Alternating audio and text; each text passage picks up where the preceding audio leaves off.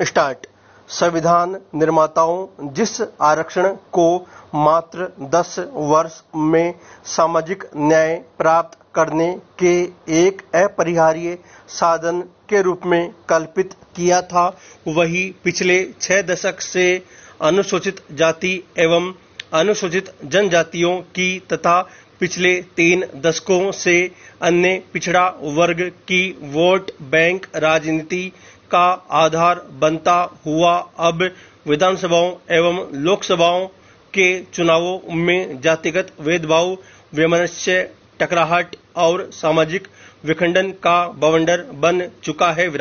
भविष्य में सीमित होती नौकरियों तथा असीमित रूप से बढ़ रही बेरोजगारी के बीच चल रहे घमासान में आरक्षण डूबते को तिनके का सहारा नजर आ रहा है। इसलिए वर्तमान राजनीति ने इसे हवा देकर बिना आरक्षण के दुरुपयोग पर प्रतिबंध लगाए अगड़ों को भी आरक्षण का लाभ देने का लालच देकर तथा आरक्षण वर्ग में क्रीमी लेयर न अपनाकर या बहुत ऊंची अपनाकर सामाजिक न्याय के दर्शन और आरक्षण की अवधारणा को ही ध्वस्त कर दिया है।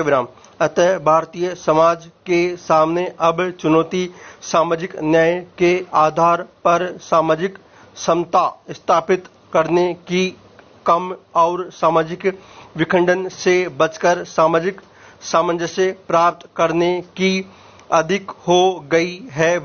भारतीय पुनर्जागरण काल के दौरान भारतीय इतिहास का अनेक दृष्टियों से मंथन हुआ, जिसमें से एक निष्कर्ष यह भी निकला कि भारत की लगभग 1000 वर्ष की राजनीति गुलामी और आर्थिक विपन्नता का एक प्रमुख कारण भारतीय समाज में बनी जातिगत असमानता है।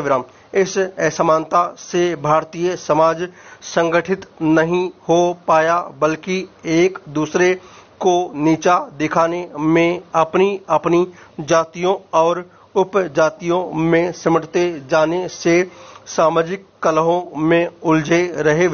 सभी जातियों में प्रतिभा की विविधता के बावजूद एक ही जातिगत धंधे में बंधे रहने के कारण व्यक्ति का एवं समाज का समुचित के लिए 27% का प्रावधान हुआ और विकास भी नहीं हो पाया। इसलिए स्वतंत्रता संग्राम के दौरान भारतीय समाज सुधारकों तथा राजनेताओं ने जातिगत कट्टरता को दूर करने के अनेक अभियान चलाए और अंततः संविधान में भी सामाजिक दृष्टि से पिछड़ी रही जातियों को आगे लाने के लिए 27% आरक्षण की व्यवस्था की तथा आगे चलकर समता करने की दृष्टि से एक अत्यंत वांछित एवं अप्रिय को सामाजिक प्राप्त प्रगतिशील, किंतु अब यह सामाजिक न्याय स्थापित करने के बजाय जातिगत शक्ति कदम था प्रदर्शन द्वारा राजनीतिक सत्ता अथियाने का मंच बन चुका है। इसलिए यह न केवल सामाजिक समता का बल्कि सामाजिक सामंजस्य के लिए चिंता का विषय है। भारतीय संविधान की प्रस्तावना में राजनीतिक, सामाजिक और आर्थिक लोकतंत्र को समानता और बंधुता से जोड़ने के इस प्रयास को महात्मा गांधी ने मेरे सपनों का भारत कहकर घोषित किया था।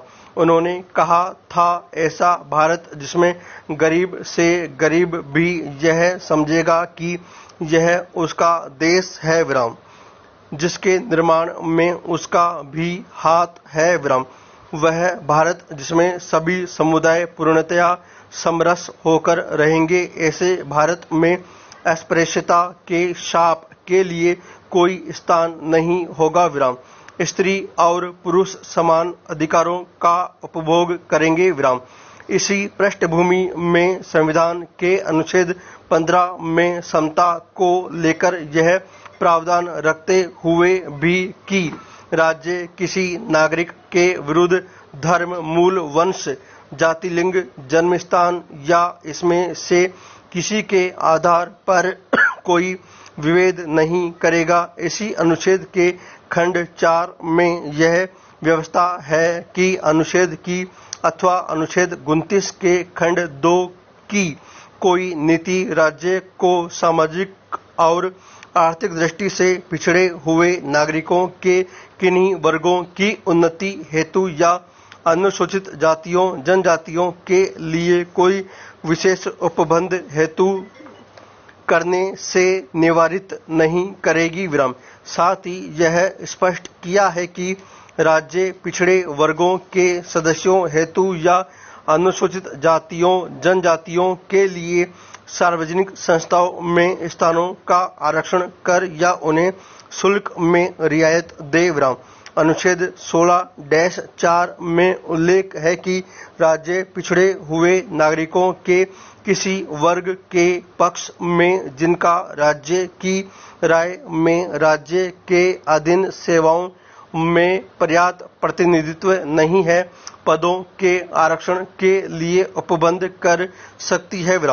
इसके अलावा अनुच्छेद 339-1 में अनुसूचित क्षेत्रों के प्रशासन राज्यों में अनुसूचित जातियों के कल्याण के बारे में प्रतिवेदन देने हेतु एक आयोग की नियुक्ति की व्यवस्था भी की गई, जिसमें 1961 में श्री देबर ने 1980 में श्री P.B.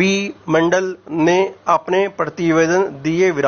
श्री मंडल ने प्रतिवेदन की सिफारिशों के आधार पर अगस्त 1990 में सरकारी नौकरियों में पिछड़े वर्गों के लिए 27% स्थान आरक्षित करने की घोषणा की। परिणाम स्वरूप देश के स्वर्ण युवक युवतियों द्वारा अपनी शिक्षक डिग्रियां जलाने से लेकर आत्महत्या करने तक की अनेक घटनाएं हुई तथा आरक्षण का मुद्दा विवाद का विषय बन गया। आरक्षण पर जनमानस की तीव्र प्रतिक्रिया को देखते हुए नवंबर 1992 में उच्चतम न्यायालय की 9 सदस्यों की एक न्यायपीठ ने सरकार को निर्देश दिया कि वह पिछड़े वर्ग के आरक्षण के लिए एक आयोग स्थापित करे जो न्यायालय द्वारा प्रतिपादित सिद्धांतों के प्रकाश में पिछड़े वर्गों की पहचान करे। साथ ही यह भी स्पष्ट करें कि कुल 50 से अधिक आरक्षण नहीं हो तथा यह आरक्षण पिछड़े वर्ग के क्रीमीलेयर अर्थात संपन्न व्यक्तियों के लिए भी न हो। तदंतर संसद ने राष्ट्रीय पिछड़ा वर्ग आयोग अधिनियम 1993 पारित कर श्री R.N. प्रसाद की अध्यक्षता में एक आयोग की स्थापना की तथा सिफारिशों के आधार पर केंद्रीय सरकार के अंतर्गत होने वाली भर्तियों में 27% स्थान 9 नवंबर 1993 से पिछड़े वर्ग के लिए आरक्षित कर दिए गए। संविधान में आरक्षण की व्यवस्था समाज में सामाजिक न्याय स्थापित करते हुए विधायिका नौकरशाही एवं न्यायपालिका में सभी प्रकार के जाति समूहों की समान सहभागिता बढ़ाने के उद्देश्य से भी की गई थी, परंतु वोटों के लालच में कोई भी राजनीतिक दल जातिगत सोच से ऊपर नहीं उठ सका तथा सामाजिक समानता प्राप्त करने का अस्त्र आरक्षण सामाजिक वैमनस्य का मध्यम मार्ग बन गया। आरक्षण व्यवस्था के लागू करने में जो मुख्य कमियां रही है वे इस प्रकार हैं। संविधान में आरक्षण के एक साथ साथ समाज सुधारकों, राजनेताओं एवं सरकारों को जातिगत सोच से ऊपर उठकर अस्पृश्यता, जातिगत भेदभाव को समाप्त करने का सामाजिक आंदोलन चलाने की आवश्यकता थी, किंतु ऐसा न होकर राजनीतिक दलों ने जातिगत समीकरणों के आधार पर संसद, विधानसभा एवं पंचायती राज संस्थाओं के लिए उम्मीदवार खड़े किए और वोट मांगे। राजनेताओं द्वारा जातिगत आधार पर खड़े किए गए संगठनों, शिक्षा संस्थाओं, हॉस्टलों, पूजा स्थलों आदि को प्रश्रय दिया। पूर्ण विराम।